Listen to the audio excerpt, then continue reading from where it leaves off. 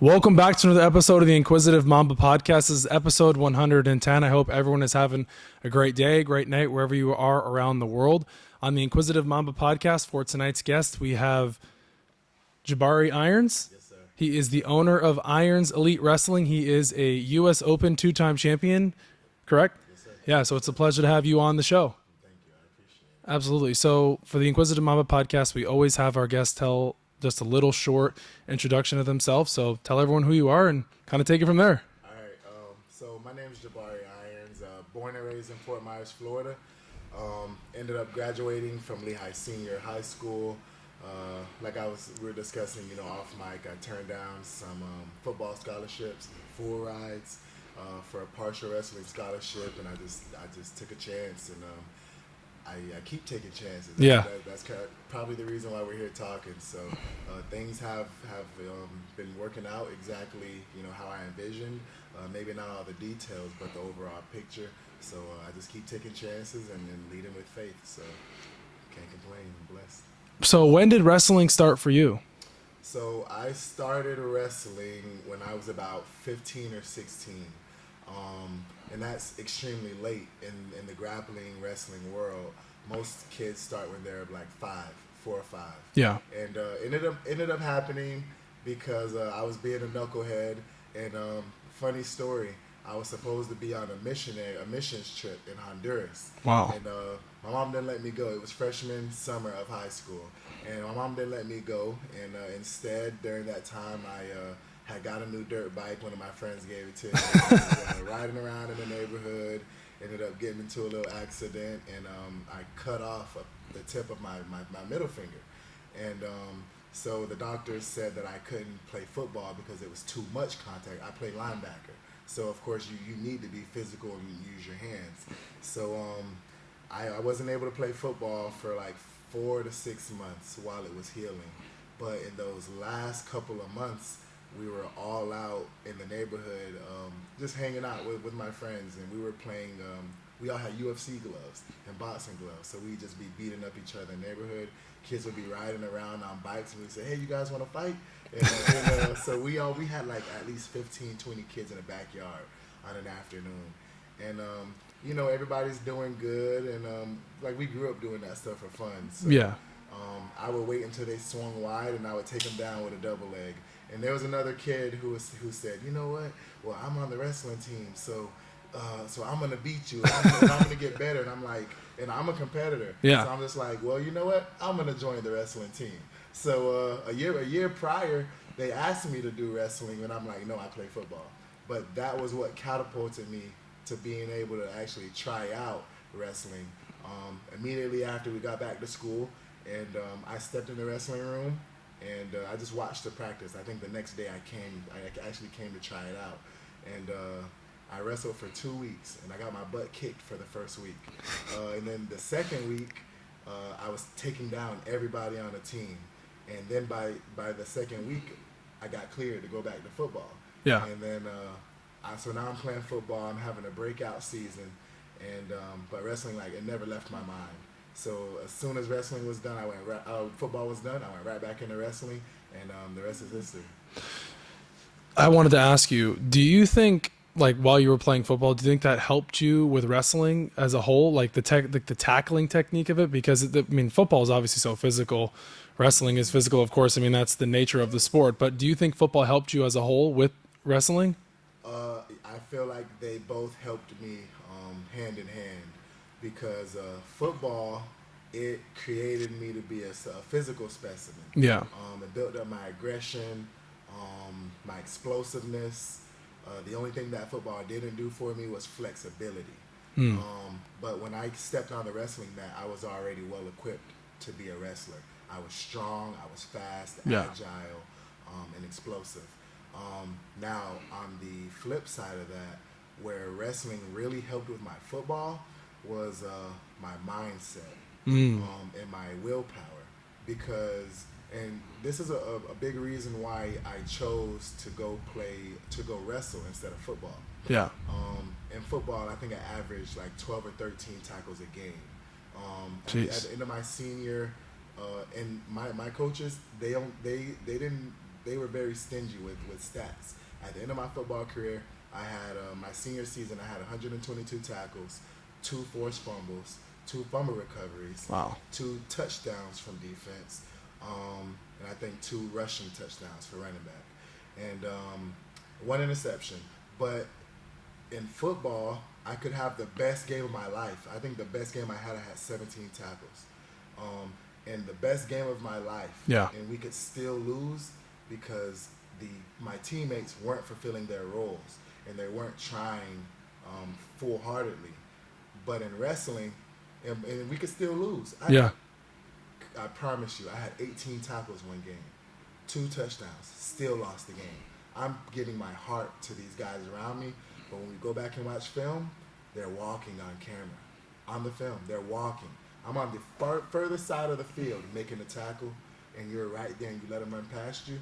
And the difference is because when you're playing with a team in competition, it's easy to say and point the finger. They didn't do it. They didn't do it. They didn't do it. Well, I didn't do it. What about him? Yep. But in wrestling, there's nobody on the mat but you and them. And no matter what your coach says, no matter who taught you this move or where you saw that move, there's 0 excuses. At the end of the day, it's me. I didn't get off of my back. I didn't stop the takedown. Yeah. I didn't fulfill my duties and do the technique that was taught to me. So wrestling taught me accountability, and it taught me perseverance, drive, and sheer willpower. So then when I wrestled and I went back to football, I kind of internalized that mindset and just that role of a wrestler. So no one had to tell me to be a leader anymore. No one had to say lead by example. So now I was already a physical leader, but now I'm a vocal leader. And even if I said nothing, I would be a silent leader because that's what wrestling taught me. So I feel like all wrestlers should play football. All football players need to wrestle. What do you think is a more dangerous sport, wrestling or football? It depends on perspective. There's a lot of injuries in both. Yeah. But what sport makes you more dangerous as a person? I would say wrestling. Oh, 100%. Yeah. But football, football the way it used to be. From what year did you play when you were in high school? I graduated 2013. Okay, so 2013. I was a freshman in high school. I graduated high school in 2017. From 2013 to 2024, the year we're in now, football's changed completely, drastically.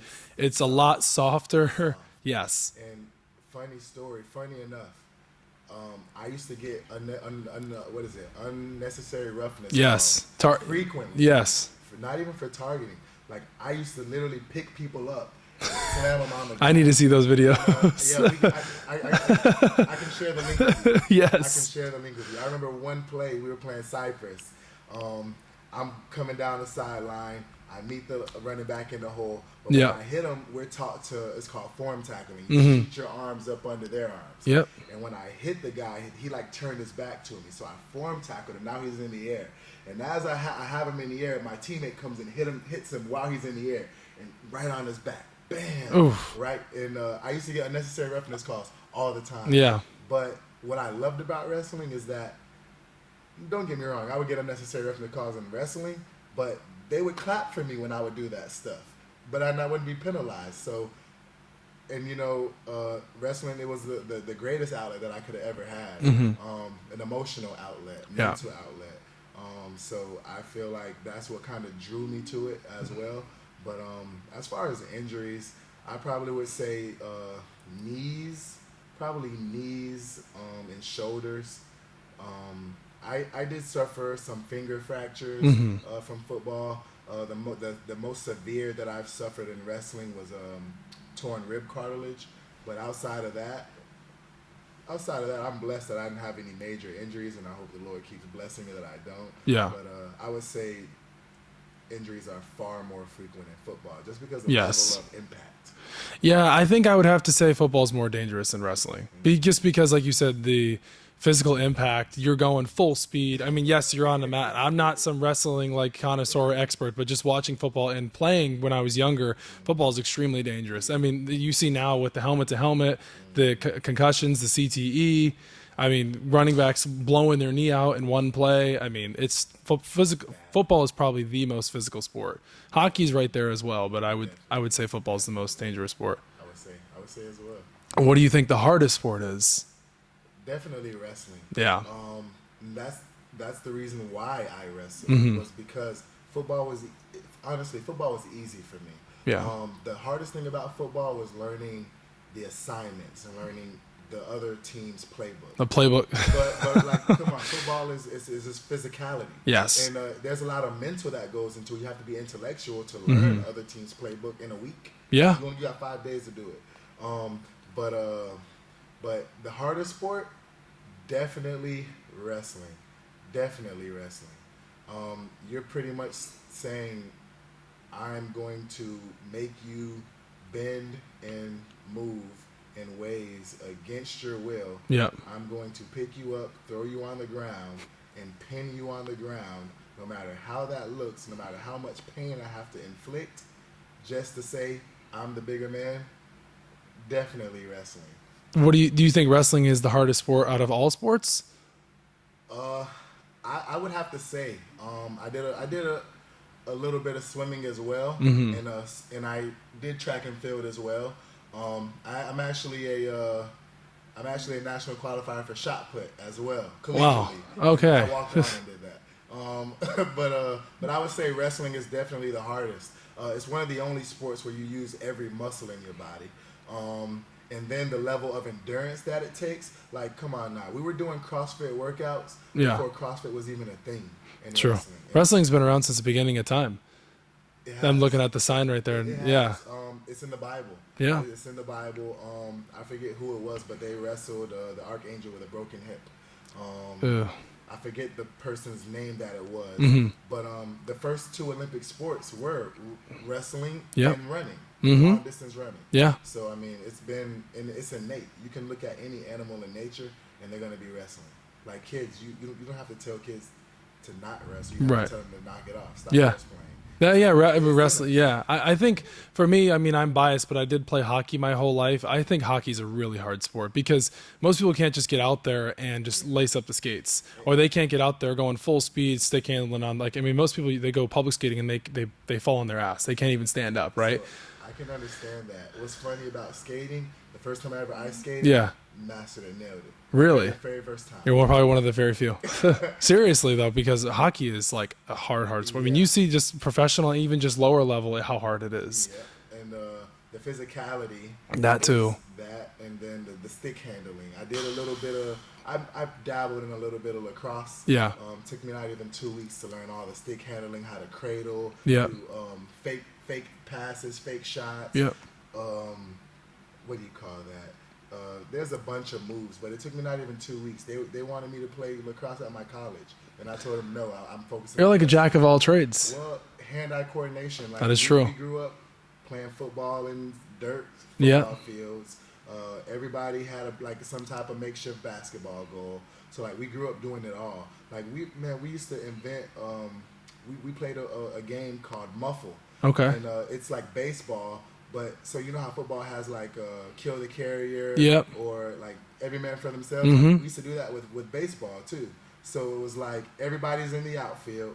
There's a pitcher. Yep. There's a catcher. And there's one hitter. And the goal of it is when you hit that ball, the ball needs to stop. And if it stops before anybody catches it or scoops it up before it gets done rolling, Yep.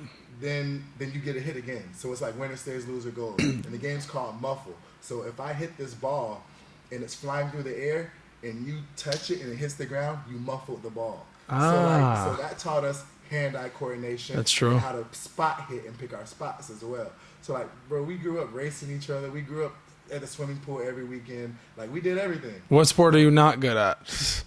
You played pickleball? I've never played pickleball, but I am decent at tennis. Okay.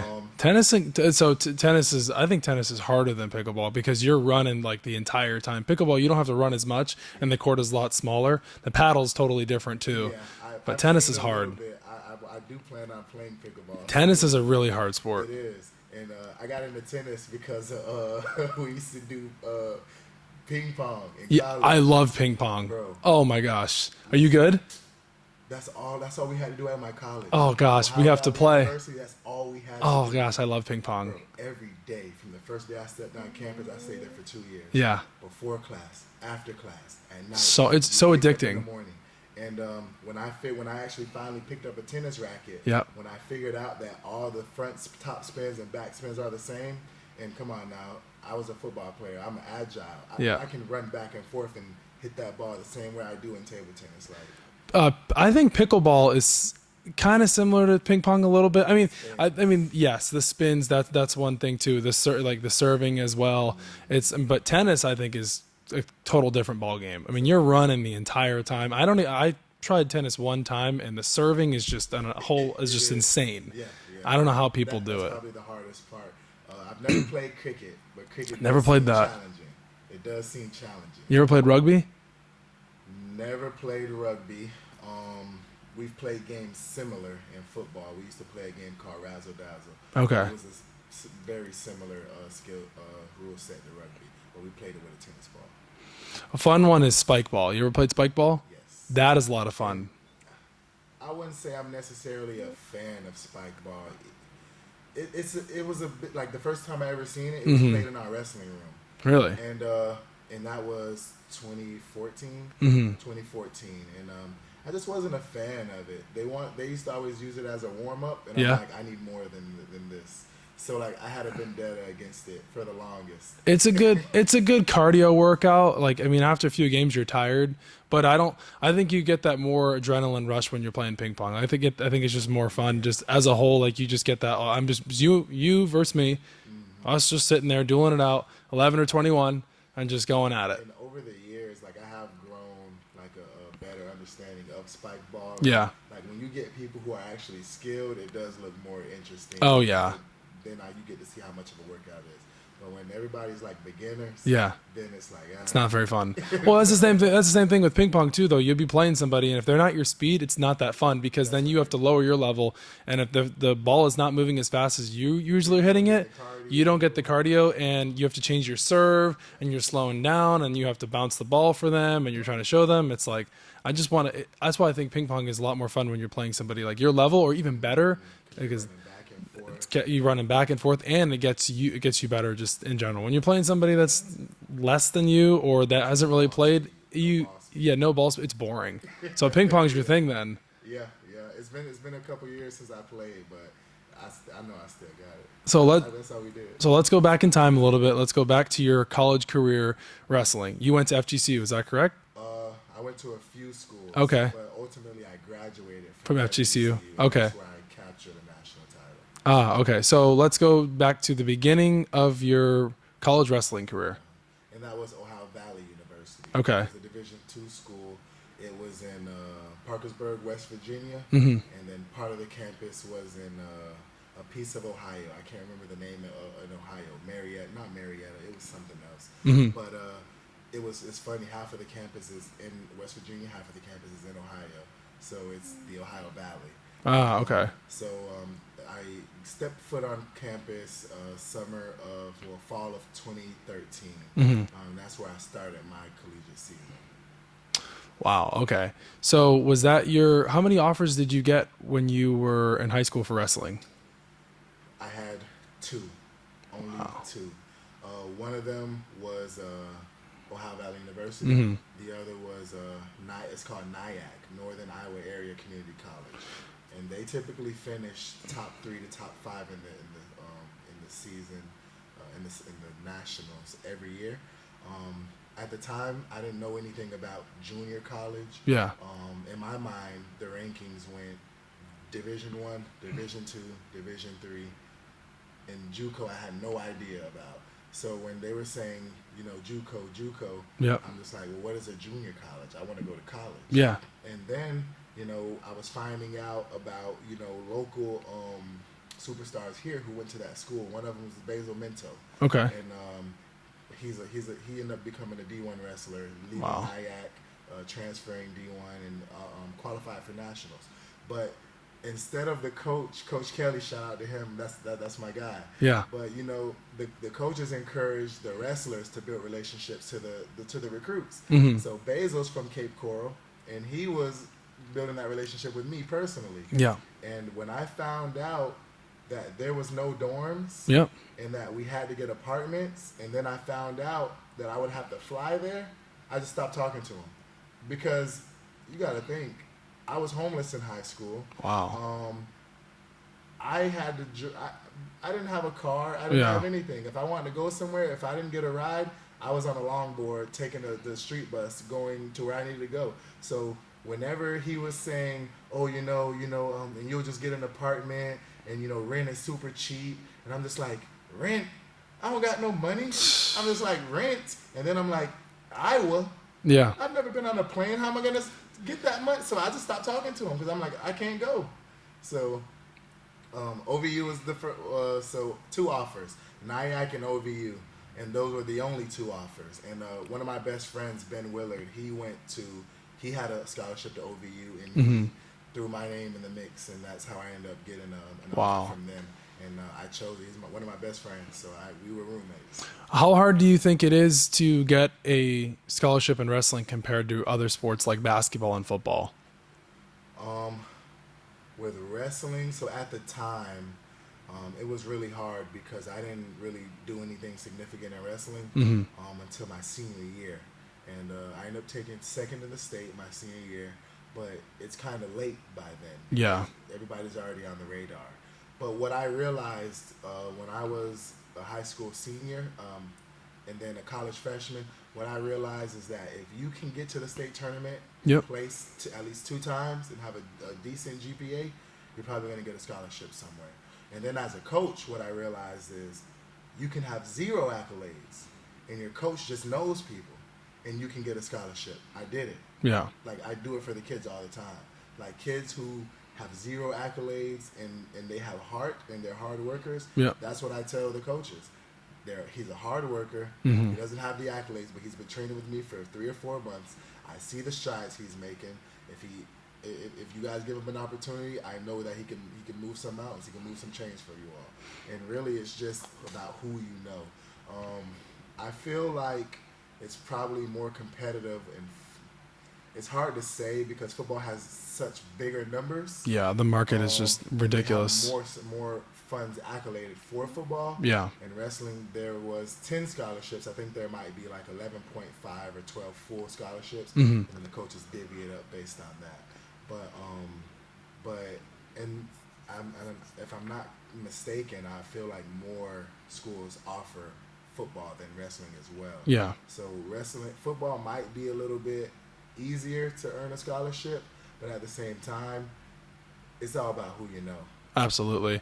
So sticking on college sports and just collegiate athletics in general, what do you think of the whole NIL thing with college sports now? Name, image, and likeness. Players are allowed to represent themselves, show their name, image, and their likeness. They're allowed to make money off of what they're putting out. So what do you think of that?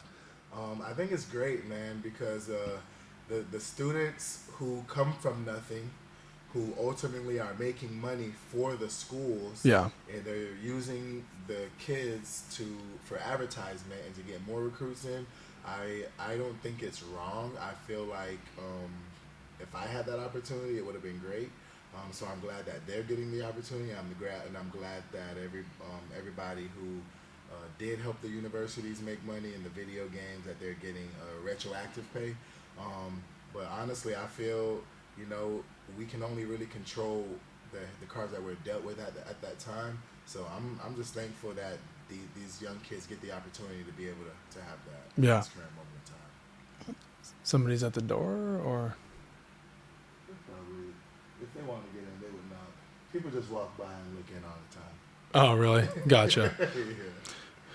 Well, so moving on to Iron Elites Wrestling. So how did that start for you? So the concept started because once I went away to college, and I realized how low caliber of wrestling we had in this area, I never came home. Number one, because when I did come home, I didn't even have anywhere to sleep. I would be at my sister's house for a few days. I would be at friends' house, youth pastors. So it was like when I would come home, I didn't have anywhere to really go. I would be on couches. But on top of that, when I would come home, I would just be wrestling with high schoolers, and Yeah. and so I felt like when I was here, I wasn't really getting better. So how it ended up happening, to elaborate on it, I had a teammate. He's European from the Republic of Georgia, and he was doing these rests. He told me to come in one morning 6 a.m. to get a practice with him. I said sure. We're wrestling, and he throws me through the air and does this move, and I land flat on my back, and it hurt Oh. probably so bad. And I said, where did you learn that? And I said, my coach had a video, and he showed me the video, and I saw this guy doing the moves on that video. And he says, and he talks with a European accent. Yeah. He's like, that's my coach. And I said, that is not your coach. And I said, because like my high school coach he never wrestled a day in his life. Yeah. He would just show us videos and say, all right, go do it. And so that's how I had to learn wrestling. And he's doing this, we're practicing, but everything that he does, he's saying, okay, do it. And so I'm having to learn on the spot these Olympic caliber moves. He's throwing me through the air left and right. And he's telling me, you're too stiff, loosen up. You don't know how to fall. And I'm just like, what do you mean? Like, nobody's ever done this to me. Yeah. And I said, bro, I saw these moves on a video. He said, that's my coach. And I said, you're lying. I said, that is not your coach. And he says, yeah? Was he in Ohio State? And I said, yeah. And he says, was he with another Russian guy? And I said, yeah. And he says, were they doing a bunch of flips for the warm-up? And I said, yeah. He said, that's my coach. And I said, what? I said, bro, that's your coach? And he says, yes. And so the entire summer, I was only supposed to be training at the Ohio State RTC, their regional training center. And I stayed with my friend Nick during that summer, and his coach, Miran Karchalava, Soviet Union national champion, like 2 or 3 time U.S. Open national champion. This guy's like the Olympic champion slayer.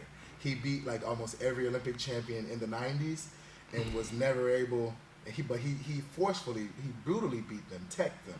To where he couldn't even, they stopped the match so bad that, like, mercy rule. And he wasn't able to go to the Olympics because he's from Russia. So, like, they didn't grant him citizenship. So he ultimately opened up a wrestling club. And when my friend introduced me to him, Yeah. the first thing Miran tells me, he says, nice to meet you. If you're best friends with my coach Nick, I know you're a good person, but he says, I'm gonna be honest with you. He said, I'll be honest. He said, you can afford my training. I have Olympic champions, world champions, D1 champions, and they want to train with me. I don't let anybody train with me. And he says, I know you're a good guy because you're best friends with him, but the most I can do for you is you can sit here and you can sit here right in those chairs, and you're not allowed to talk. Don't have your cell phone out, but you can watch and you can learn that way. And I said, okay, cool. Yeah. That's fine with me because I only was living with him for the summer to train at Ohio State. And everything that I saw those 5-year-old kids, 6-year-old kids do, never seen these moves a day in my life. Olympic caliber moves. And everything that I saw these little kids doing, Yeah. I would go right to Ohio State and try them on world team members, doing it successfully.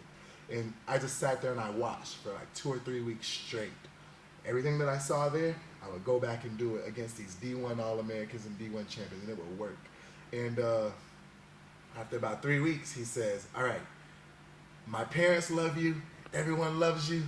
All right, if you work for me, now I can train you. And so for an entire summer, I was a worker, and I did private lessons, and I jumped in as a practice dummy to some of his bigger kids. Yeah. And when I learned an actual working Olympic caliber system, I said, I need to do this for Lee County. I need to do this for Southwest Florida. Okay, so we were talking about how Iron Elites Wrestling even came about, and it came about from your time in college. You met somebody, and he was a big mentor to you, and you brought that down to Southwest Florida. If you didn't meet that gentleman, you probably wouldn't. Would you even have started Iron Elites Wrestling, or would you? You probably would have, or you wouldn't. I feel like I still would have, because I feel like I still would have, just because like I've always been like kind of like a guiding light for the younger kids, Yeah. people younger than me, because I feel like part of who I became was because of the older crowd who was kind of guiding me throughout the journey. So I feel like I still would have been the same quality, the same caliber, and not a chance. But I'm thankful for that experience, most definitely, because the level of athletes, every single kid who was in elementary at that time are D1 wrestlers now. Wow. Every middle schooler and high schooler are either D1 All-Americans, D college All-Americans. A handful of them have made the U.S. World Team. One of them, there's probably 4 or 5 of them who made the U.S. World Team. One of them is the only person in America to win the U.S. Open and make the Olympic team for freestyle and Greco for both styles. And this kid, his name's Braxton Amos. He was my size, 185 pounds, muscle, in 7th grade. He was the same size as me. In 7th grade? In 7th grade, you were 185 pounds? No. Oh. I was freshman, sophomore in college. Oh, okay. I was ripped, jacked, and this kid was the same size as me. In 7th grade? 7th grade. What was he eating? His parents are huge. His mom's like six foot. His dad's like 6'4". They're big. The genetics are just through the roof. People. And then Sheesh. he developed that athleticism. Yeah. He could have went D1 in football. He played running back and linebacker, but he just wanted to wrestle. That's crazy. Yeah. That's insane. I mean, Yeah. so just how you started Iron Elites Wrestling, all because of that coach. Do you still talk to that coach today? Yes. I speak to his wife more than him because he's not very technological savvy. Yeah. And he's not savvy with technology. And but I speak to his wife. 2 years ago, I went back to Ohio, and I just had caught them. They were out of town when I was in town. Yeah. But for the last couple of months, I've been coordinating to go back up and volunteer for a wrestling camp, just so I can volunteer my time, give back Yep. to the people who gave to me, and just reconnect with them, because I feel like it's important to show the people who helped you become who you become. Yeah. It's important to show them their value and how they changed your life. He was a big stepping stone in your wrestling career and transforming you into a coach. And Biggest. he was your mentor, I would say, right? Mm-hmm. That's crazy. I didn't know how to coach until he showed me how to coach. And it's funny, I do the same thing. I have high schoolers who volunteer now. Yeah. And the same way he coached me, it took me one time. It took him one time to tell me how to coach. And I do it to the high schoolers, and sometimes it's brutal. But this guy's from Russia. He doesn't know culture or anything. No. Everything that they say is yelling, and it sounds brutal. Yeah. And so he he shows the move, and it's time for everybody to go do the move. And I'm trying to tell this like 6-year-old, okay, you have to put your hand here. You got to put your leg there. And he says, Jabari, just grab him. And he comes over and he says, move. And he grabs this kid's hands, puts him on the other kid, pushes him down on the ground, and then says, do it again. Jeez. And the kid does it. And he tells me, he says, these kids don't know wrestling. They come here to learn wrestling. He says, put them where they need to be and push them down. Because At that age, that's crazy. Because kids don't know a double leg. They don't know rotate your right foot. They don't know a high crotch, but they know how to tackle someone. And if you put their hands where they need to be and you push them down, they can put their hands back in that spot and they can push somebody down. And that's how he taught me how to coach. And because of that, everybody that coaches with me, when they do the same thing that I did, I said, and I'll say, no. And I'll take the kid's hands and I'll do the same thing and push him down. And like, because you got to think, man, wrestling is its own language. You don't Yeah. need words. No. So wrestling is its own language. You just need to see it and feel it. So, which is just crazy to think about. At 5, 6 years old, a coach is telling a kid, putting his hands around him and throwing him down. Yeah. But the parents pay for it. Yeah, I mean, with most sports, I mean, you would think like, oh, that could fly like back in the day, like it would work, like running the kids ragged. Now it's like just the way the world is. But hey, wrestling is a whole different animal. I don't know another way to coach. I still do it. Yeah, But the parents love it. That's crazy. So how did you grow the following to Iron Elites Wrestling to where it is? You have 63,000 followers. How did you grow it like that? So I knew that in order to get exposure and more opportunities in the wrestling world, I knew I needed to to post what I knew. But I also knew that because of Moran Karjalava, he sold DVDs, and his rule was you couldn't have your phone out in the wrestling room at all. Wow. So, and he has a saying, and it sticks with me. That's why you can see what I post, but you'll never see me teaching 2 moves in a row from a specific tie-up. You'll see a random move here, a random move there. Because I'm even going against what he's taught me. But his saying was, if they can learn everything that they need to learn from you on the internet, why do they have to hire you? Why do they have to buy your videos? Why do they need to come to your camps? Yeah. If they have your entire knowledge, your entire encyclopedia on the internet, why do they need to come to you? So that was his motto. But me, on the other hand, I didn't have any recognition. I'm just a kid who maybe got lucky.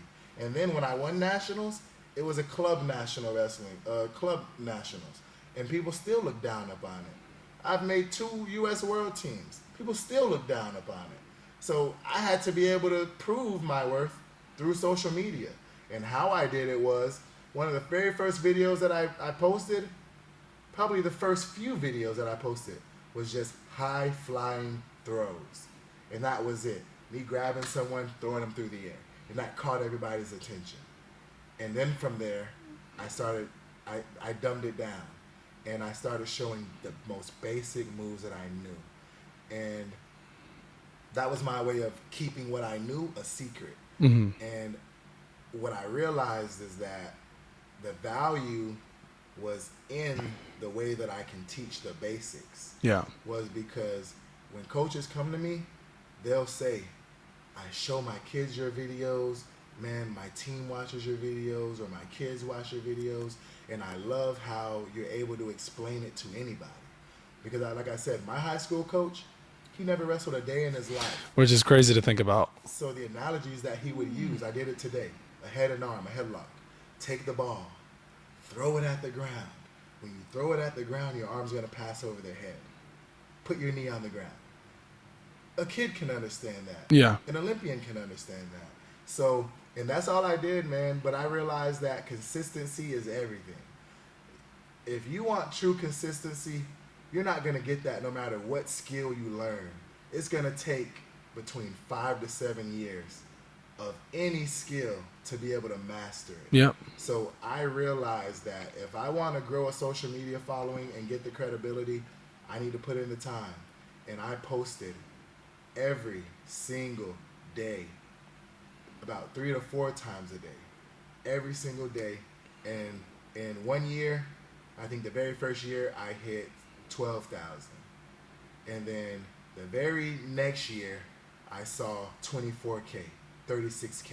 And by the end of year 2, I was at 42,000. Probably maybe a month into year 3, I hit 50,000. And once I got to 50,000, I just stopped caring about it. Yeah. And like, if you notice my content today, I don't post to gain followers. I don't post anything attractive. I post to try to get the local people here. Yep. Because I had grown such a following in America, overseas, but then my wrestling room here was empty. And I would notice, how come I'm one of the most loved coaches on the internet? I can travel to any state and they'll say, you're that guy from Instagram. But yet, the local kids don't even know who I am. Yeah. The local families don't even know who I am. And if they do know who I am, they're not coming here to wrestle. And so I realized, Yeah. what's the point of followers if you can't monetize them? What's the point of followers if you can't get them in your wrestling room? And I was in the entrepreneurship program in FGCU, and they're called vanity metrics because it makes you feel great to have a bunch of followers. Yeah, of But course. if you can't do anything with them, Doesn't it's matter. all in vain. Yep. It's pointless. Yep. So, but there's also a saying that I learned. Every follower is a potential dollar sign. So when I realized you got 50,000 followers and you got 3 kids in your wrestling practice, what are you doing? You're posting flashy moves to get more followers? Maybe you need to post stuff that's going to get the locals in here. So then I stopped caring about getting attention, and I started focusing on, hey, Southwest Florida, this is what we're doing on these days of the week. Hey, Southwest Florida, look at this kid who became a 3-time state finalist that, I was able to get the opportunity to guide him to do it. Hey, Southwest Florida, I've gotten over 12 kids full ride scholarships in less than 4 years. Do you want to be next? So that's the gist of what I post. Hey, Southwest Florida, look at this little kid that's able to do this move in less than 2 months of wrestling. It took me 4 years of wrestling to do it. And when I started focusing on the people who I could touch in person, Yep. that's when the wrestling club started growing. Wow. So you were, in the beginning, you were focusing on, the flashiness. Let me get the followers. Let me see what's really out there. And when was this? What year was this? So the year I won nationals is when I started up Irons Elite Wrestling Club. And that was 2019? Okay. 2019. And then COVID hit in 2020. And the wrestling club went out of business temporarily. I was at, what's that? Christina Youngquist. It was Youngquist Fitness. And the same way I got started here. I knew that I wanted an opportunity to coach. I had zero money.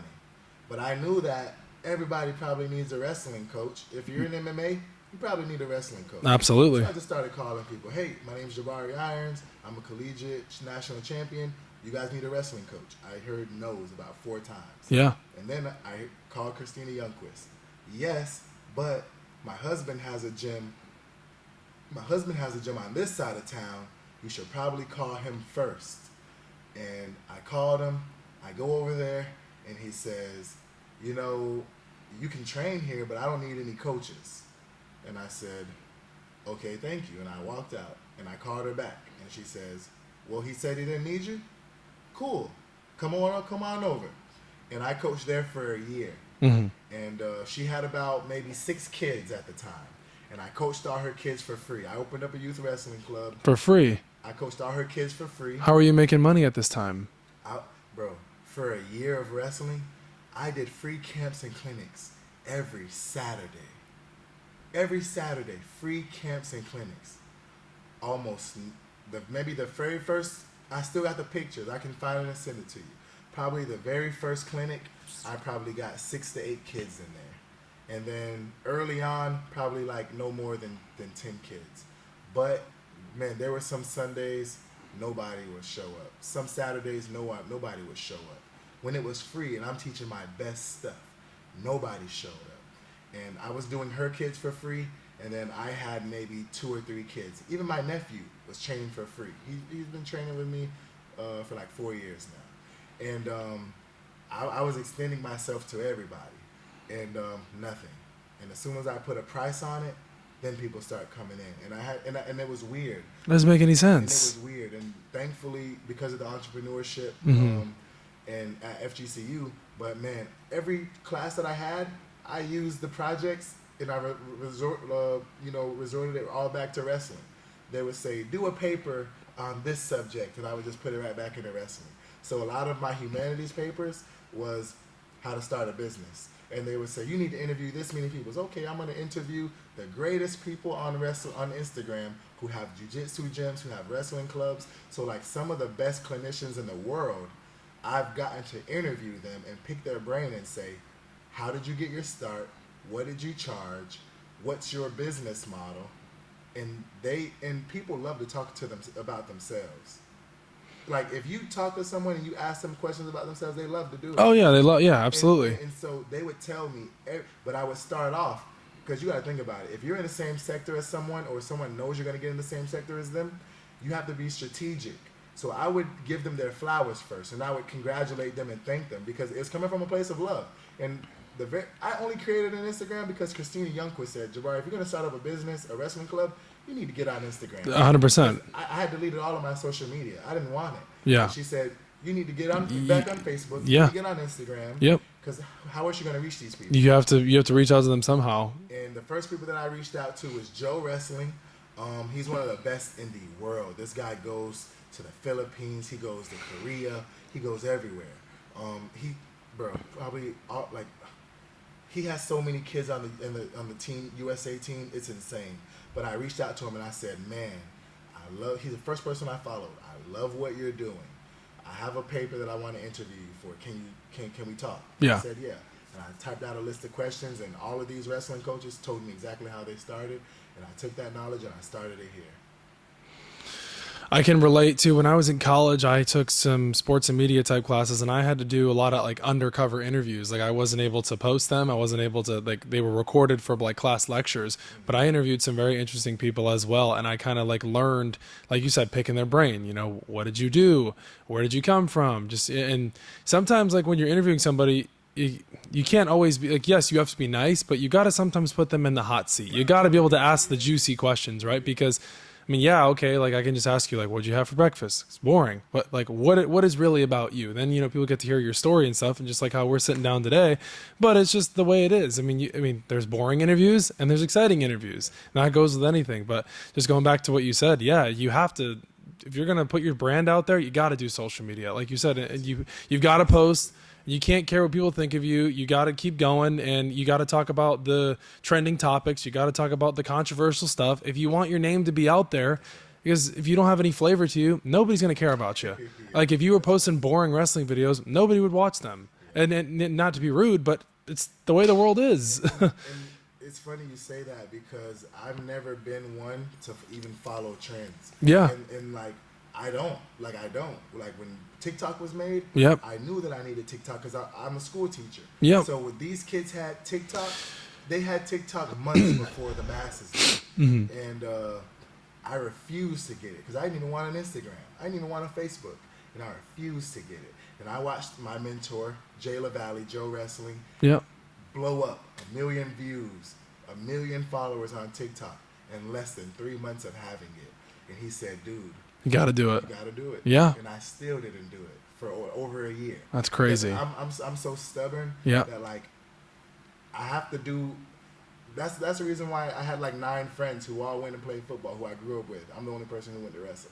And I had 4 riders. The stubbornness show, yeah. Because of stubbornness. So like I don't follow the trends. I feel like, and I tell everybody this, no matter what they want to say, no matter what they want to do, there is an audience for whatever you want to talk about. That is true. For whatever business you want to start, there's yep. an audience. For whatever price point you have, mm-hmm. there's an audience. And I feel that creates that loyal fan base mm-hmm. because you're not following the masses. People who follow the masses, they're going to continue to follow the masses. Yep. So because you're following the trends, they're your fans right now. But when the next trend follows, now they're on the next trendsetter. So that's not how you build a loyal fan base. So I post the most boring stuff on Instagram, but it provides value. And I feel like that's why people support what I do, who I am, because they know where I come from. They know what I'm doing for the community and the kids speaks volumes. And like, there's no way you can get over it. Like you can bypass that. You can't, because people know genuine people. Oh, absolutely. When they see I think like what you said too, what was really important that really stuck with me is you built the community here in Southwest Florida and like stop focusing on like the worldly stuff, because if nobody's coming in here and you're not making any money off of social media stuff, it's pointless, right? And like it was important that you said that you got the following that you needed to get with the South Florida community, because those are the people you're seeing every single day. You're not talking to the people on the internet. You may share DMs with them and stuff, but those aren't your local loyal people. These are the people that they may, a parent may come into this gym and say, hey, there's 10 kids in here, we got them all sandwiches.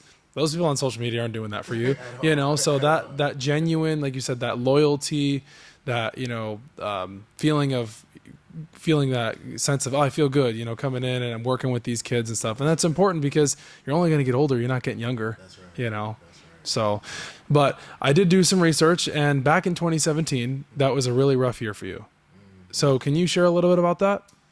Yeah, so in 2017 I was a student at Bruton Parker College.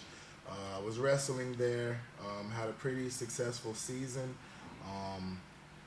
And everybody knows that story because it's part of what shaped me and who I became, and it's part of the message that I put out today.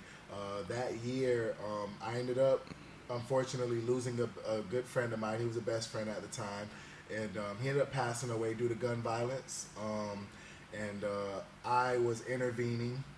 It wasn't even a scenario. It was a verbal, not even a verbal conflict. It was a verbal, maybe exchange. Hmm. One sentence, one sentence.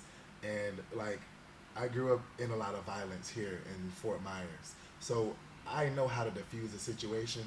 I know how to carry myself to where there's zero situations that will ever occur.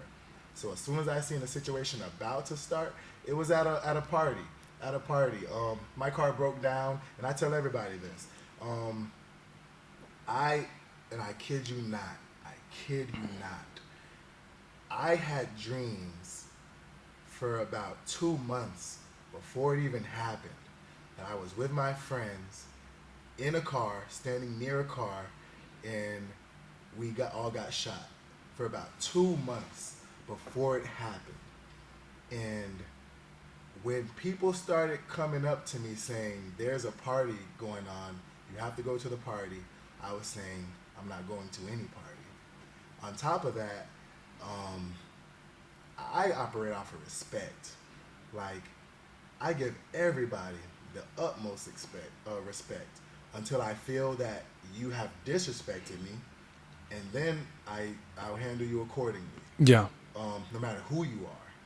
So I was one of the highest paid athletes on Bruton Parker's campus, but the facilitators, the AD, they didn't treat anybody with respect.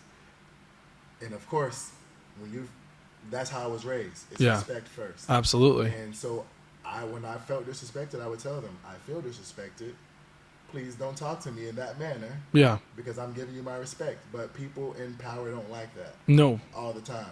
And so I was riding a thin line with them. They were looking for any excuse to revoke my scholarship. And so I had that going along with the dreams that I was having. So I knew that I needed to be the model citizen that I ought to be. So when they were telling me that this party was coming up, I was telling them I'm not going to any party. My radiator died, blew out in my car. So now I don't even have a ride to a party. And I'm glad. Because now no one can say, Jabari, let's get a ride to the party. Yeah. Right? One of my teammates is having a birthday gathering the same night of the party. We go to the birthday gathering for maybe an hour. And my ride there wasn't there to take me back. So I got to jump in a car with other people. Now we're all packed into like this little Scion. It's like a little smart car. And like 9 people in it. And I'm Sheesh. telling them, take me to the dorms. And before I even jump in, I say, take me back to the dorms. I'm not going to any party because they were saying, let's go to the party. Let's go. And I'm saying, I'm not going to any party. Yeah. Take me to the dorms. They ride right past the dorms and go to the party. And I'm thinking, and I'm upset No, of course. because of everything that I'm experiencing. Yeah. And finally we're at the party for like an hour. And an hour passes and I don't feel well about the situation. So I start telling everybody, we gotta go. I'm rounding everybody up. I get like everybody packed inside this little Scion, and as soon as we're about to leave the driver, where's my keys? Gets out of the car, I say, everybody stay in this car. Goes in the house for about 15, 20 minutes, nothing. So now it's hot, everybody gets back out of the car. Less than 10 minutes from when everybody got out of the car, that's when the verbal conflict happened. That's when the shots fired. My friend got hit once, I got hit twice, protecting him. I got shot once here in my wrist, it came out through my palm. I got shot one here in the middle of my wrist, it came out through my forearm. My hands are on him, stopping him from engaging. And that's when I got hit twice. He got hit once and he passed away. Oh my gosh. So, yeah, man, I couldn't do anything for myself for about 2 to 4 months. I couldn't eat, I couldn't wipe my butt, I couldn't shower, I couldn't do anything. But I knew that I had transferred schools about 3 times already in search of a collegiate championship. And I told myself, when I transferred that last time, I'm not leaving this campus until I have a college degree. I'm not leaving this campus until I have a piece of paper that says I'm employable. And I stayed on campus. falling asleep, cast from my fingertips up to my shoulders on both arms, sitting in desk, on pain meds, in pain, falling asleep in class, on pain meds, still graduated with a college degree. Nobody showed up. No, zero family showed up to see me graduate. Wow. And I'm the youngest of 5 on my mom's side. I'm the youngest of about 24 on my dad's side. Nobody showed up to see me graduate. I did it for me, and I did it for my friend who died. And because who's gonna take care of me Yeah. other than me? Nobody.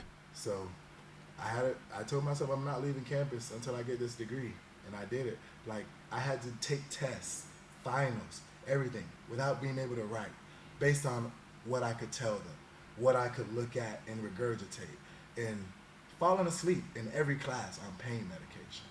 Still did it. When you got shot, were you rushed to the hospital and all that too? Mm-hmm. Did you think at any point like you were gonna die? I did, and that situation was crazy. When the shots rang out, I just heard, like, there was like zero noise. Like, it happened so close, like I couldn't really hear anything. The first thing that I did when I got shot, I didn't even realize it, but I knew I heard the pops. First thing I did was I held my hands up to the light. There was only one street light on the corner.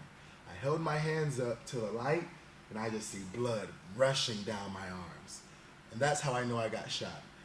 And immediately, I pull my arms down. I start looking around. Everybody's running. They ran, yeah. I see my friend, who I'm protecting, turn around and start to run, falls face flat on the ground. So now, I have a choice to make. And I'm feeling the pain in my arms. Try to help him up. I can't even move my hands. So now it's like, what do I do? If I can't help him up, so I start running to the corner. It was like kind of like an intersection. The house was here, right at the intersection. It was another street. So I start running to the main road. I hear sirens. I start running to the main road. Cop car, probably hitting 80 in the middle of the road. I run out in front of the car and I get him to stop. And I tell him, I've been shot. My friend is over there on the ground. He's been shot. The police say, okay, get in. I get in the car. They leave my friend on the ground, don't even turn. They take me on a high-speed chase, chasing the car who they think did the shots. So I'm in a high-speed chase, bleeding out. My friend's on the ground, not even 300 feet from where the cop car was and where the incident happened. And they took me on a high-speed chase to about where Cape Coral to Immokalee is. What? Why didn't you go to the hospital? Why didn't they take you to the hospital right away? The hospital was on the way. Oh, okay. So the car was fleeing back to, I think it's Ailey, Georgia. Not Ailey, it's called Vidalia. Vidalia, Georgia. That's where the onions come from. Those sweet onions, that's where they're grown. So your friend was left on the ground? Left on the ground. And he died there. He died. And the entire car ride, I thought I was going to die. Like, for some reason, my entire life, I never saw I kid you not, I never saw myself living past 18. I heard a sermon when I was growing up about this kid. I think his name was, I don't want to, either Zacharias, I think his name was Zacharias. But when Jesus came and he fed the 5 loaves and 2 fishes, yep. The person who relayed the message that Jesus was coming to town was a kid, right? The kid climbed up in a tree, seen Jesus coming, went and told the village, Jesus is coming, right? Now, nobody really knows the rest of that story. So we were talking about a really, really interesting story, and I really appreciate you sharing that story, the time in 2017 when you were shot twice and your best friend, you had to watch him die, which was really unfortunate, and you're on a cop hot pursuit, high speed chase, and you're on the way to the hospital. There's just so many things to unpack from that story, but really the main thing that I can take away is you said, God, please give me a second chance, and that's just amazing right there. And I mean, everything you've done in your life. And how old are you now? I'm 29. You're 4 years older than me, and I feel like you've just been through so many just crazy stories. And it's crazy. There's so many things, like you said, in South of Florida you had to experience, and then going to college, and nobody ever. I mean, that's the thing. You never expect what is going to happen. It can be good, it can be bad, but just, I mean, life is your greatest teacher. And from what you've experienced, I can take lessons from you throughout my journey and living as a Christian. And I mean, I was raised Catholic, but I'm more of a Christian now. But just living through and just seeing everything that, or just listening to what you've gone through is just remarkable. And I think some people need to like listen to other people and take advice. Like there's nothing wrong. Like life is your greatest teacher, you know? So the way I even got involved in churches was through a bus ministry. We were all playing basketball in the neighborhood, and this white bus pulls up with candy and colorful flyers, and they say, "You guys want to go to church?" And we're like, "Oh, well, yeah, I guess so. Be here tomorrow about 9:30, 10 o'clock. We'll pick you up." And my parents said, "Yeah." And that's how I ended up getting into the church. And I learned early on, Kim Sutton and Robert Sutton, they were the youth ministers at the time. They ran the bus ministry. And I learned early on that there's two ways from learning. You can either learn through instruction or you can learn by experience. And I'm also the youngest of 5 on my mom's side.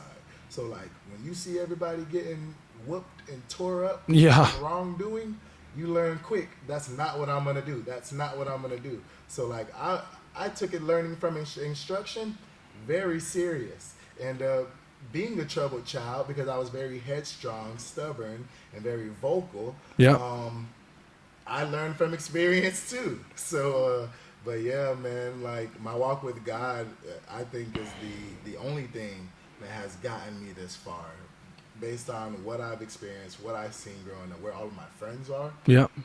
That's the only thing that has saved me. And just like you said, the only thing that I was saying, it was the two things. I didn't touch enough lives on earth, and I didn't take a shot at my dreams. Because that summer that I was at Ohio State, everyone was telling me, the D1 All-Americans, the world team members, were telling me, are you going to U23? At the time it was called universities. Are you going to universities and that's to make the world team? Because, bro, I'm beating these kids at Ohio State. I beat a D1 national champion in a practice match. But this is at the regional training center with Olympians. Team Canada was there. Every Olympian, every D1 All-American in America was coming in and out of this room. So was it a practice match? Yes, it was. Did I still beat him? I did. It took me all summer to beat Bo Jordan from Ohio State. It took me all summer. I got the crap kicked out of me every day. I'm not going to lie to you. I held my own and I beat almost everybody in there. That was my weight, bigger than me. He was the only person that I would run away from, because I knew that when I wrestled him, I had to give it everything that I got. Yep. And Tom Ryan, the head coach of Ohio State, he wouldn't let me hide. He wouldn't let me hide. The way practice was, you got 10 minutes to warm up, you got about 10 minutes to drill, and you got about 6 or 7 live matches, and then we got conditioning. And before everything starts, you're walking around, hey, you're going to be my first match. You're going to be my second match. Every water break, you're going to be my third match. You're going to be my fourth match. And I would avoid Bo Jordan. I would avoid him. He was, bro, the strongest kid that I've ever felt in my life. Would literally pulverize you with his hands. And I was a bad man, but he was a dangerous man. And I knew that I had to wrestle, and I would get brutalized every day. But Tom Ryan would come find me and before practice. Hey, Jabari, I need you to wrestle Bo. Hey, Jabari, I need you to go with Bo. Because he saw something in me that I didn't, he knew that I was worthy. I didn't even think I was worthy. But I knew that I could give him a tough match, but I wasn't willing to give that type of effort every day. Yeah. And he would see me hiding, and he would say, hey, Jabari, I need you to be Bo's next match. And he would come and find me. Until I finally realized that when you lose so much and you fail, it's not a failure, it's a lesson. It's not a loss, it's a lesson. Yeah. So I learned what not to do when I wrestled him. I learned what to improve on, and I learned to improve on the things that I was doing that was successful for me. So my throws that I learned at Moran's, watching 5-year-olds do, and I had to coach them, those were the moves that I did on Bo Jordan to win. I was able to score fast and the maximum amount of points fast. 2 throws, feet overhead is 5 points. I did that 2 times in one period.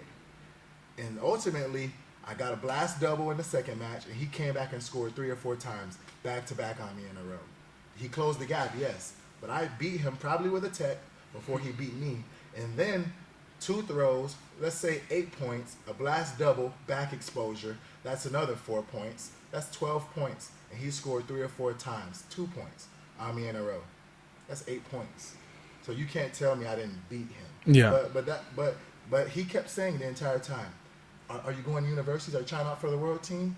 And I didn't even make it to D2 nationals. And I said, I just want to get better. I just want to train.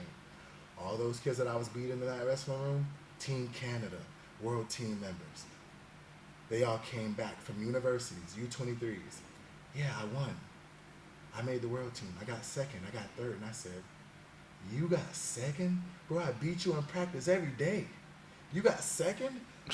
And then guess what happened? The next year, I said, I'm going to U23s. I'm going to make the world team. Tore my hamstring. Oh. I was out for a year. I recovered. The next year, I'm going to do it. Raised the money to go. My friend's mom says, we're going to be gone to Russia, Republic of Georgia all summer. We don't want 2 college kids in our house the whole summer. Couldn't do it. The last time that I was able to do it, and then 2019 when I won nationals, I was supposed to do it. My practice partner started flaking on me. Didn't go because I didn't feel like I was in top shape. And one thing that Moran taught me too was when we go to compete, we don't go to participate. We don't go to participate and say, I went to the U.S. Open. That's good enough for me. Congratulations. Because you're spending time, you're spending money, you're spending energy. If I go to compete, I'm going with the purpose of winning. Yeah. So my mindset is we're preparing for a purpose. We're preparing to win.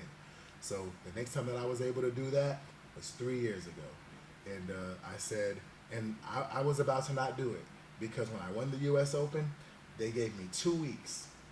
They gave me 2 weeks before the first world team competition was. Come up with $3,000. I didn't have that type of money. Yeah. Come up with $3,000. I didn't have that type of money. And I did, but I'm like, what happens if I become homeless again? Yeah. What happens? Like I used to be a hoarder of cash because I've gone through so much financial tragedy. It's like you need that. Yeah. Like when I can depend on nobody, it's like I can depend on a dollar that I made to help me to live in my car for $2 to $4 when I was homeless. To help me to be able to provide. I was doing private lessons here. Nobody knew I was homeless. I had about 2 to 3. I have it documented on my YouTube. It popped up. I had in my schedule. I screenshotted it. I was doing 5 wrestling lessons a Sunday, an hour and 15 minutes from 7:45 a.m. to about 4 o'clock in the evening to provide food in the hotel, a motel, an extended stay. I had 2 cars at the time. I was delivery driving in one car and I was living in the other car. All that while I was homeless and nobody knew because I didn't tell anybody. Because why would I talk about my problems and you can't help me? Yeah. You know what I mean? So, yeah. So I just kept praying, man. I need to touch some more lives. I need to take a shot at my dreams. And I wasn't able to until 3 years ago, and I made the world team. And I almost not even did that. I almost didn't even do that until a good mentor of mine who told me, son, we're only responsible for doing the work. We're not responsible for the outcome. And he says, who cares if you try to raise the money and it doesn't happen? Imagine the life that you'll regret. You almost died. Imagine how you would feel if you're back on your deathbed and you say, wow, I didn't even try. Nobody believes in me. Nobody's going to support me. But you didn't even try. Mm-hmm. That's our inner voices talking. Yeah. Saying we're not worthy. Yep. But everybody's worthy. I agree. I think too, like just going through life and stuff. And some people are Christians, some people are Catholic, some people are not religious, they're atheists. But I think the most important thing is, as long as you give everything that you can in your life, and you go to your deathbed, or you're at the end of the straw, or the end of your life, and you've given it your all and there's nothing left in the tank, that's what I think the most important thing is. And if maybe some people just say, hey, I just want to accomplish the littlest things. I just want to get myself a house on the prairie. I just want to get myself the car that I've dreamed of. Okay, if that's what makes you happy, then do it, right? If that's the best that you had, that's not for me. But it doesn't make that a bad person. Make them a bad person. Doesn't make you wrong, or him wrong, or her wrong, because no. But as long as you give everything that you can possibly give, and there's nothing left in the tank, and you're on E, that's what matters the most. And that's what I think. And because some people just go through life and they just coast, and they just, it's easy, right? Right. And it's nothing, or Rome wasn't built in a day. And there's a reason why that there's a lot of successful people, and there's a reason why there's not a lot of successful people. You got to take risks. You got to take chances. And that goes with Iron Elite's wrestling. You open it up, it could have flopped.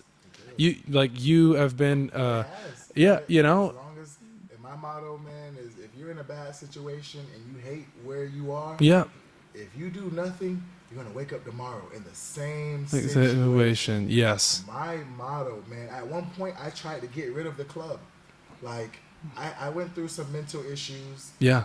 I had to resign. I didn't have to, but I felt like I had to resign from my job. I was running Irons Elite Wrestling Club. I was running Northport Wrestling Club. I was running the wrestling program at City of Palms BJJ. That's 3 businesses. I had a career. I had a child on the way.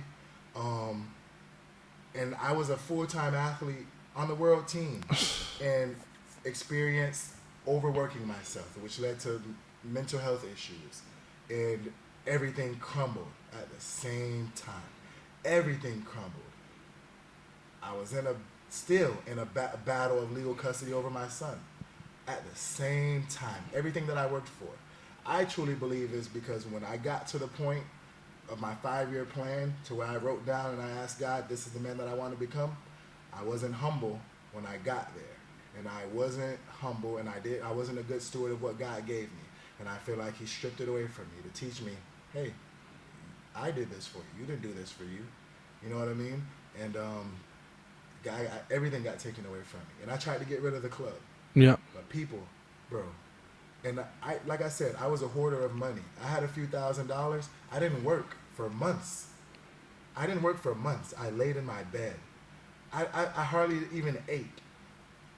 I canceled as much practices as I could. I tried to not come here. People kept calling my phone. People who I've never met.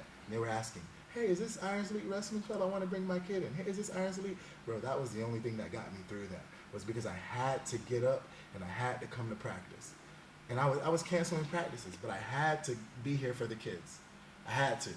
That's the only thing that got me out of it. It's crazy. I mean, I had a similar story, but not as bad as yours, or just nothing on the level. But I mean, I feel like I was humbled last year. I mean, I was living here for a few months, and I was having my issues if I was deciding on whether I wanted to live here or I wanted to move back to California.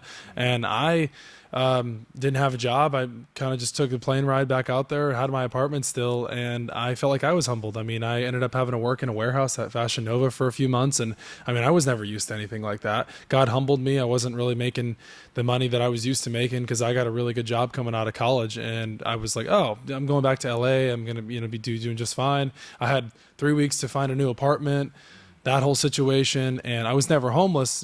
Can't relate to you on that level, but I would still feel like God humbled me, and I joined a church out there named Zoe, and I still have friends out there till this day. And I realized, and they told me, they said, God is humbling you. Like, this may be a rough season for you, but it's going to get better. It's going to get better. And then after I worked my tail off at Fashion Nova for a few months, they offered me a full-time position to move into their social media marketing department. Everything, turned out great there, but I feel like my purpose, it was a blessing, but I feel like after, I feel like it ran its course. Everyone, just things didn't work out the way I wanted it to, but I feel like my calling was to be here in Southwest Florida. I feel like I was meant to be here and, be around the people that I really want to be around, spend the days of the people that I really care about. living out there was great, but I think I really feel like I had to go through so many different seasons to realize that what was out there was not really meant for me. There it was great, it was fun, the weather was beautiful. I didn't really like a lot of the people there, but my What's your calling, purpose? my calling, I feel like my calling was here. I met some great people along the way. I joined a great church. I still talk to those people this till this day, and I text them, once a week, have a great week and stuff. But I feel like this is where I was meant to be, and doing my purpose, living, my dream. And I didn't ever think that because a long time ago I was like, you know what, I want to move away. I don't want to be in my hometown. I don't want to see all these people. No, I really care about the people here. I want to build my brand here, just like how you're building, Irons Elite Wrestling. And that's just what I feel like. I just feel like everything happens for a reason. I truly believe that. And going back to what you were saying about your time through, college wrestling and, your dream and stuff, God didn't want that for you at that time. And he, Not at all. and he humbles people, and he feel like he humbled you as well. And just like me, I realized as well, it's like, maybe one season is going to be rough, the next season is going to be better, but keep that faith, Just like trees, man. Every tree has a yes. season. Yep. It's full of leaves, no fruit. It's bare, no fruit. But sometimes it's full of leaves and it has fruit. Like that's the season of harvest. Yep. And just like you said, man, um, I was always that person that like I was the light in a world of darkness. Hmm. So I felt like people were always looking at me and expecting me to do great things. And like the bar wasn't set very high, but I had great expectations for myself, Yeah. and I knew that the people around me did too because I had so many fortunate people to mentor me as I was coming up. So man, every time I transferred college, I would hide my face in shame because it's like you transfer school, you took a semester off of school, you got kicked out of school. I got in a fight. Yeah. I got kicked out of school, took a year off school, transferred about 3 or 4 times. So like I would hide my face. But all those people that I met at every school, still talk to them today. Most of them are college coaches. All of my Wow. teammates are all college coaches. They're the people I send my kids to. And all of those people are supporters of me still to this day. That's crazy. So as always, I give my guests 5 questions to end the show. So my first question for you is what motivates you? What motivates me? I feel like number one, I feel like it's my duty to God. It's my duty to myself and to my son that I have to be the best that I can be. Number one for God, like we've both been saying, we've been put on this earth for a purpose. Yeah. I used to always be afraid of failure, so I used to work as hard as I could in order not to be a failure. And I'd be lying if I said that I still wasn't afraid of failure. But I feel now today I work for my legacy because at some point we're all gonna our life is just a vapor. At Hmm. some point we came from the earth, we're gonna go back into the earth. Yep. And what's left on this earth? What have you done? So I work for my legacy, man. And then my son's a part of that legacy as well. Everybody that carries my last name is a part of that legacy. All these kids who may be able to say, Coach Irons said this, and I'll never forget it. The same way Coach Moran Carchalava, his voice still plays into my head. I'm a part of his legacy. So that's what motivates me. And when motivation isn't there, discipline keeps me in focus, and that keeps that car in drive. What is your most memorable wrestling story? Man, I don't know if anybody's ever asked me that. Now, are we talking competition? Are we talking practice? Any wrestling story that first one comes to your mind, and you're just sitting at the table with friends, and you're like, I got to tell this wrestling story. Most memorable wrestling story. Hmm.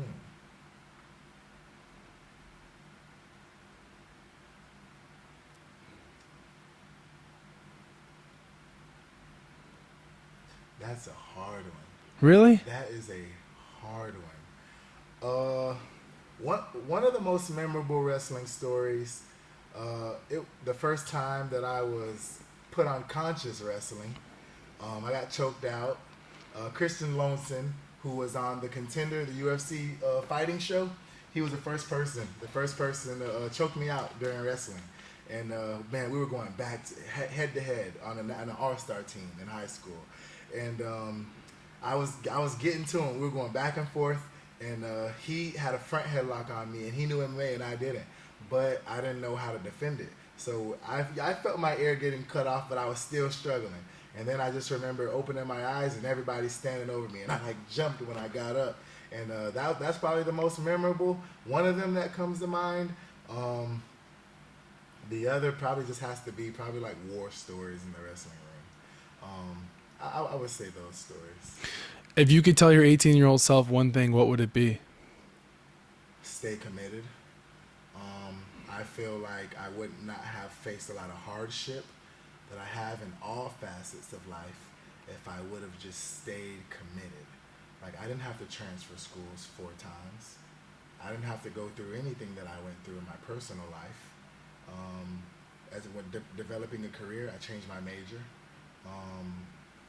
I feel like staying committed, no matter what that looks like.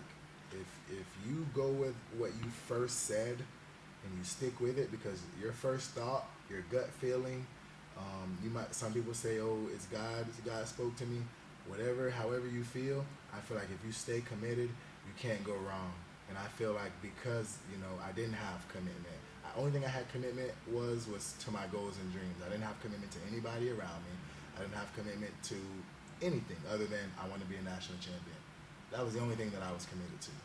And I feel like if I had greater commitment to God, greater commitment to my self-value, to the people around me, the people that I love, I feel like I wouldn't have faced a lot of hardship. But this is me talking to my 18-year-old self, so I needed to go through that in order to tell the 18-year-olds of the day. Absolutely. What kind of advice do you have for young wrestlers pursuing a career in wrestling? The internet. Learn on the internet. I went from a record of 18-17 to 64-12 in about 6 months, purely from the internet. When I told you I wrestled Bo Jordan in a freestyle practice match, I knew who he was because of the internet. When I started wrestling as a sophomore in high school, my dad had a computer room and an old computer, the big old monitor, the big back on it. Yeah. And I was obsessed with wrestling. And like I said, my high school coach never wrestled a day in his life, but he would show us YouTube videos. And so when I got home after practice, I would eat, go on a run, take a shower. I would sit in front of the computer and binge watch wrestling. I was a football player. They taught us how to watch film. Yep. Anytime anything happens, rewind it. Rewind it. They took a step, rewind it. How big of a step did they take? Oh, they put their hands there? Go back. It. Yep. Where was the hand? What did the head do? What did the feet do? What did the hips do? Oh, did they score? Rewind it. How did they score? They almost scored? Rewind it.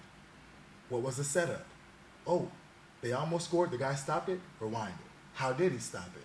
Bro, I would spend 30, 40 minutes on one video, and then I would go to the next video. I didn't care who I was watching. 6-year-olds, 80-year-olds, girls, guys, it didn't matter. You have to be a student of the sport. I went from 18-17 to 64-12 to my senior year, 50-2. 50-2. 52 matches in a year. Wow. All off of the internet. These kids make excuses these days. Oh, yeah, absolutely. You got the world at your fingertips. The entire world. You got guys like me, guys like Joe Wrestling. You got tons of people. Weathers Wrestling, shout out to Weathers Wrestling, who are putting out content on what makes them successful, and you're just going to neglect all that to watch a video of people dancing? Come on. Yeah, You're right. You say you want to be a champion, but you're watching people dancing and you're playing video games. You're a liar. Yeah. Like, come on now. I mean, that goes with a lot of sports too. I mean, the internet. I mean, there's good and bad things on the internet, but if you utilize it correctly, it's a resource. It's like it's an encyclopedia. You can learn so much on there. Like you can learn about finance, you can learn about sports, you can learn about entrepreneurship. there's a lot on Like I there. told you, I don't even own a TV. Yeah. That's all I do. Man, when I went through whatever I went through, all I did was listen to podcasts. Like I don't even have a TV. And if I'm watching anything, it's YouTube. Wrestling, how to build up my business, how to learn a business. I have a children's book coming. It's a high-level children's book. My illustrator is a McDonald's Happy Meal toy designer. He's a Marvel comic book designer. Found him on the internet. He came to me because of wrestling. Sheesh. Everything that I learned is because I'm on the internet trying to learn something. That's it. Like, it's a resource. The first time I ever used the internet was to look up a book in the library. Like, I still remember. How we connected, the internet, the social media. Seriously. No, but I mean, Seriously. like I said, if you utilize social media correctly, it can be very beneficial for you. But if you start focusing on social media with like oh, I want to be like this person, or oh, I want to be like that, or I want that post to look like, it's like, So many distractions. there's so many distractions on it. You can just start. I mean, now with social media, you can just keep scrolling forever. TikTok, you can't stop scrolling; it does not end. Same with Instagram. If you don't click following, now there's 2 tabs on Instagram. You can scroll forever. Reels endless. I hated that. Whenever they first started doing that, Mm-hmm. I kept clicking, don't show me this. Yes, don't show me this. Now you can't. You can't. There's you can't advertisements watch. that no, There's not no anymore. option. They want you to be stuck Of on. course, They want because you they're to. making money off of the ads. They're making money off the ads, and with the big accounts, they're making money off of the viewership or the playtime. Yes. Like I said, if you don't utilize it the right way, you'll be, and also too, if you're on your phone for a long time, if you're like me, I mean, I'm not going to sit here and lie that my hands haven't hurt. I mean, your hands start hurting after a while. Your thumbs start, your wrist. I mean, that's why it's just, yes. Yeah. It'll cause serious issues. Phones are computers now. That's how they are. The last question for you: what is the hardest challenge you've ever had to overcome?